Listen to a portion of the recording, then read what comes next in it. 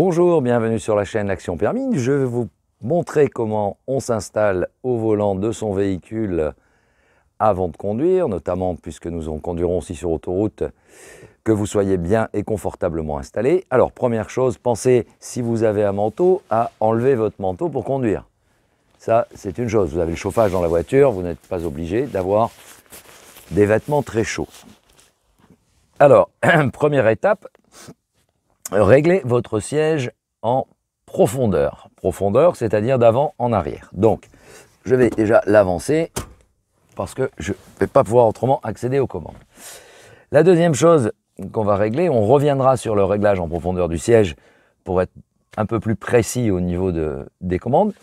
Deuxième chose, réglez votre siège en hauteur. Donc, vous avez un levier ici qui vous permet de le descendre ou de le remonter. Pour les très grands, laissez-le un petit peu plus bas. Pensez qu'il faut que vous ayez les yeux au-dessus du volant et que vous voyez correctement à travers le pare-brise et suffisamment loin.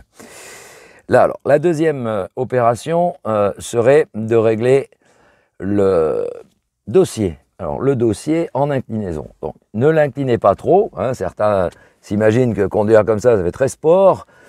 Seulement, le problème, c'est que ça les empêche de tourner rapidement le volant. Donc, réglez votre dossier de manière à pouvoir atteindre le volant d'une façon correcte en ayant les bras légèrement fléchis, de manière à pouvoir tourner rapidement le volant lorsque vous serez dans des situations de changement de direction, notamment rapide. Alors, nous allons régler le volant maintenant en profondeur et en hauteur. Alors, le réglage du volant est situé, la manette de déverrouillage est située sous le volant, donc on va déverrouiller. Et là, vous allez soit le ramener vers vous, soit le ramener vers l'avant, soit le baisser, soit le remonter. Donc là, il faut que votre volant tombe facilement entre vos mains lorsque vous êtes installé, sans avoir les bras tendus. C'est ce qui est le cas. Donc là, je vais verrouiller mon volant. Me voilà à peu près installé. On va fignoler maintenant au niveau des détails, c'est-à-dire que lorsque j'appuie sur ma pédale d'embrayage à fond, je ne dois pas avoir la jambe tendue. Or là, j'ai légèrement la jambe tendue. Donc, il va falloir que je rapproche légèrement mon siège sans toucher au dossier. Le dossier est correct. Là, je peux appuyer sur mes pédales d'embrayage, l'utiliser correctement à fond. Sachez que, pourquoi on utilise l'embrayage lorsqu'on règle un volant ou lorsqu'on règle un siège? C'est parce que c'est la seule pédale que vous utiliserez à fond et souvent. Donc, il faut vraiment que vous ayez la jambe qui ne soit pas tendue pour avoir suffisamment de souplesse au niveau des commandes. Donc, on a réglé la hauteur, on a réglé le dossier. Il va nous rester à régler l'appui-tête. Donc, l'appui-tête, vous pouvez soit le monter si vous êtes très grand, soit le redescendre. Une fois ces réglages effectués, vous allez pouvoir régler vos rétroviseurs. Alors, souvent, on me dit, oui, mais le rétroviseur intérieur, je suis arrêté, je ne peux pas le régler, etc. Alors, c'est pas très compliqué de le régler. Le haut du rétroviseur, ici, là, doit correspondre avec le haut de votre lunette arrière. La lunette arrière, c'est la vitre qui se trouve derrière. Donc, vous devez voir à peine le pavillon. Le pavillon, c'est le toit de la voiture. Le pavillon de votre voiture en haut. Ici, sur ce côté gauche, vous ne devez pas vous voir. Donc, vous venez à la limite de votre tête et vous le poussez dans l'autre sens de manière à être limite. Là, vous avez le maximum de visibilité vers l'arrière. Alors, quand je dis le maximum de visibilité vers l'arrière, ça ne veut pas dire que je vois tout vers l'arrière. Je vois une partie de ce qui se passe derrière moi.